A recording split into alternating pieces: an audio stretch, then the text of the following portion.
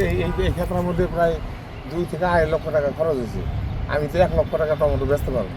আমি যে এই ব্যাপারে লস খাই, তাহলে তো আমার পক্ষে আমি ক্ষেত করা সম্ভব না। আসসালামু আলাইকুম চাচা। হ্যাঁ, ভালো আছেন? আলহামদুলিল্লাহ। আমি তো আপনার গাছের থেকে নিজে হাতে পাইরে নিয়ে আসছি 4টা টমেটো, খুব সুন্দর টমেটো। চাচা, এটা তো পাইকারি বাজারে নিয়ে বিক্রি করবেন। পাইকারি বাজারে টমেটো যে বিক্রি করবেন, এটা কি হিসেবে বিক্রি করেন? এটা কি এরকম এই যে বলছেন এরকম বস্তা হিসাবে না কেজি হিসাবে? পুরাটা কেজি হিসাবে বিক্রি করে পুরাটা কিনবো পাইকারি আমরা। মানে যে নিবে একজনে এটা নিয়ে নেবে। আচ্ছা, আপনারা এই টমেটো পাইকারি কত টাকা কেজি বিক্রি করেন? এই এখন 10 টাকা 12 টাকা, 10 হাইস 15 টাকা এর উপরে বিক্রি। হাইস্ট 15 টাকা। কিন্তু খোলা বাজারে টমেটো কত করে তারা বিক্রি করে আপনারা জানেন? তারা কত করে? তারা 20-25 টাকা বা 30 টাকা বিক্রি করে। 30 টাকা বিক্রি করে।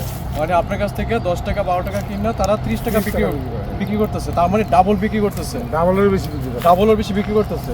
এতে করে আপনারা যখন জানেন যে আপনাদের এই ফসলটা আপনারা এত হাজার হাজার টাকা খরচ করে, এত পরিশ্রম, মাথার ঘাম পায়ে ফেলে এই জমিতে এসে যখন আপনারা এই ফসলটাকে পাকায় যখন মার্কেটে উঠান বিক্রি করার জন্য এটা রেডি করেন, যখন আপনারা জানতে পারেন যে এইটার মূল্য আমাদের কাছ থেকে যে টাকা কিনে নিতেছে আড়তদার হোক পাইকারি যারা কিনে নেয় আপনাদের কাছে, তার আপনাদের কাছে কিনে নেওয়ার পরে 3 ডাবল 2 ডাবল বেশি দাম বিক্রি করতেছে, তখন আপনাদের কিরকম লাগে?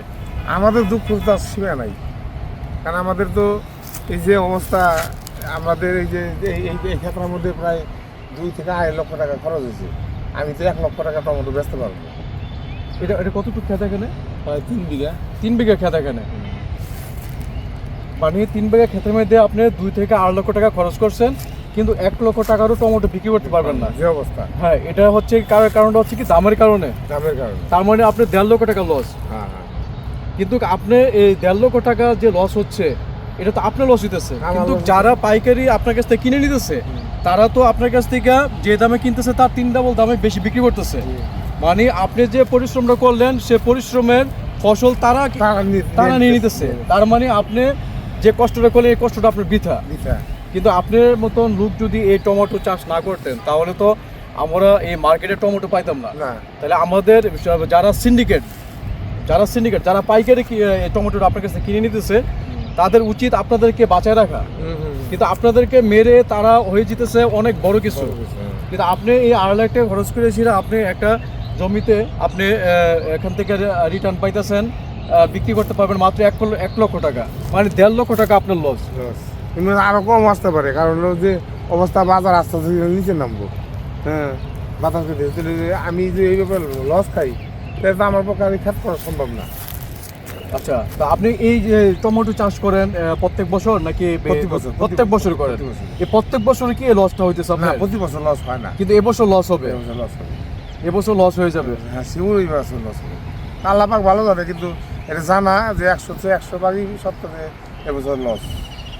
আপনি যেখানে এই টমেটো, এত সুন্দর টমেটো, এই টমেটো যদি বাজারে যদি ওনারা পাইকারি আড়তদারকে দিতে হয় 10 টাকা কেজি, তাহলে আমরা পাইকারি খুচরা বাজার থেকে টমেটো কিনে খাইতেছি 25 টাকা, 30 টাকা, 40 টাকা, 50 টাকা কেজি।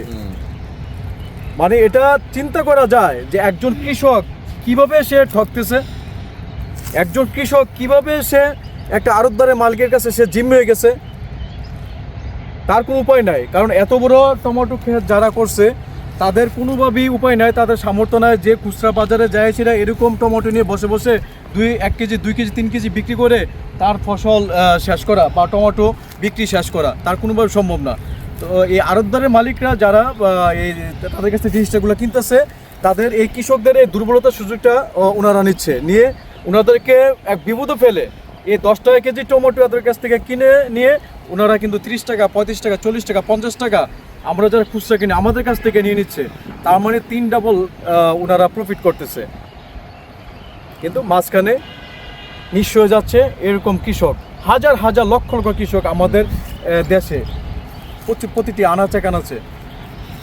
তো যাচ্ছে আপনার এই টমেটো তুমি কোনো মেডিসিন তো দেওয়া না? কোনো মেডিসিন দেওয়া না। তারা তো আপনাদের কাছে কিনে নিয়েছিলা, তারপর আবার কোলেস্ট্রল করার জন্য, আবার এই মজুত করার জন্য বিভিন্ন মেডিসিন দেয়। এই মেডিসিনের টমেটো খাইয়া প্রত্যেকটি মানুষ রোগান্তিত হয়ে যায়। তা আমি অনুরোধ করবো যারা আড়তের মালিক, কোলেস্ট্রলের মালিক, তারা আপনারা কখনোই কোলেস্ট্রল মেডিসিন দিবেন না। আপনারা এত পরিমাণে মেডিসিন দেন, একটা টমেটোর কালার কত সুন্দর, অথচ মেডিসিন দেওয়ার পরে এই টমেটো কালারটা এত পরিমাণ মানে নষ্ট হয়ে যায়। তো চাচা আমি আপনার টমেটো খুব সুন্দর, আমাকে কি 2-4-5 কেজি টমেটো দেওয়া যাবে? এখন তো আমরা যাইতেছি কি ও আপনারা এখন যেতেছেন গা, কোনো সমস্যা নাই, আমি এবার 2 দিন পরে আসবো, এসে আপনার কাছ থেকে টমেটো নিয়ে নেবো। আমি 4টা টমেটো নিছি লাগা আর বেশি দেব। হ্যাঁ, এটা কত টাকা দেবো বলেন? না না না হ্যাঁ না, টাকা লাগবে না। আর আপনার তো এমনি লস, অনেক অনেক মানুষ আসছে তো এখানে, আমি তাদেরকে দিয়ে দিই যে তোমরা 1 কেজি 2 কেজি নেয়, কাউকে টাকা দিয়েই নেয়। হ্যাঁ, কত কত মাস কিন্তু ছিয়া খাও দিয়ে দিই। আমি এইটা প্রায় সব গৃহস্থরা করে, এরকম সাবধান আমাদের এখানে। এটা তো অন্যরকম একটা সিস্টেম। এই টমেটোটা আমাদের এখানে যখন কাঙাল ছিল, আমাদের অভাব ছিল, এই টমেটোটা এসে আমাদের অভাব দূর করছে। যাক, আবার ওই সময় এত খরচ ছিল না, এখন কিন্তু প্রচুর টাকা খরচ। এখন সারের খরচ বেশি, সারের খরচ পানি বেশি, সেচের বিষের খরচ বেশি। প্রতি সপ্তাহে একদিন করে পানি দেওয়া লাগতেছে, হুম। তারপর সার বিষ।